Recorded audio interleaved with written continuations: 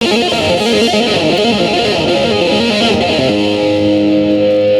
is the international language.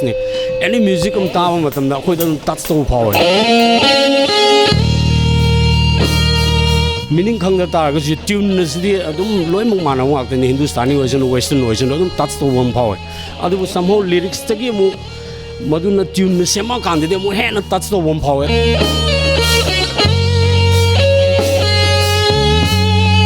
Rock tawrati option na bani ama tawbani aduna pasha piu ya taba ama tawbo ya taba ni sa cha bo yu kari boi khan bai tare sam changjan gani ama tawbani ma koina tawri preparation no di ma koina haibet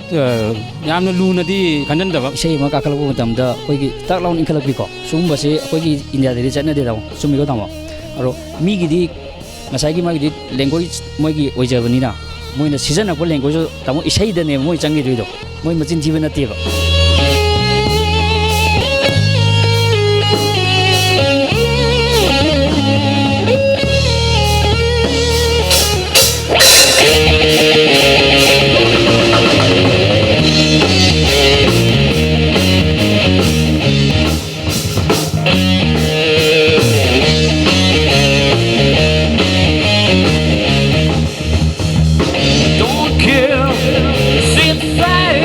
Red Devils na organize tawjaraga sinjariba program si ben akhoi gi hana khongiba mayam adagi nauna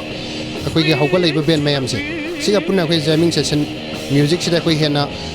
khumang chawsana ba lambi ama khakta koina sinjabani karam music hapogadi sidai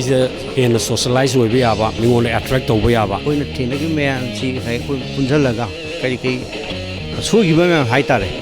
adagi amu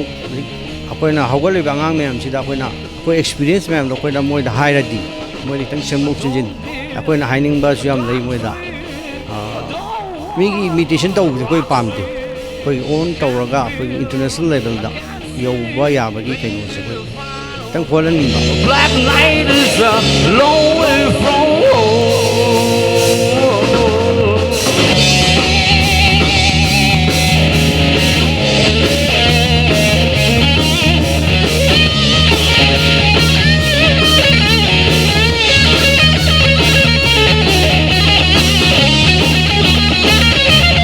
stage ta ka bada ngasai gi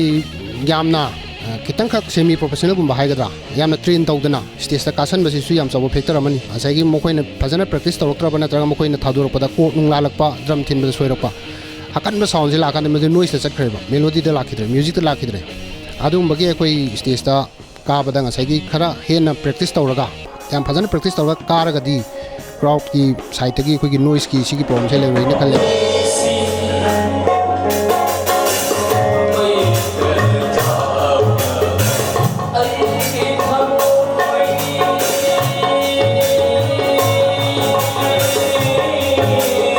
Yagi wina so khane sum yeng bada power ba singer mayam film da kari da industry da tawnai ba mayam si mokoi su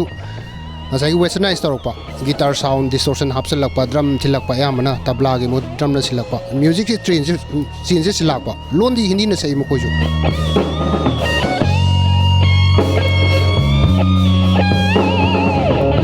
adumai tawdana ai khoi kina ahan laman ju ta ba ya ba degi everybody english khang da bana ju ta ba ya ba lon sina manipuri da sakpa sigumagi type si jokhoi most welcome tawjaraga music ti ekhoi na pami ba hoji ki mayam pam da na hoji leiri ni ba train si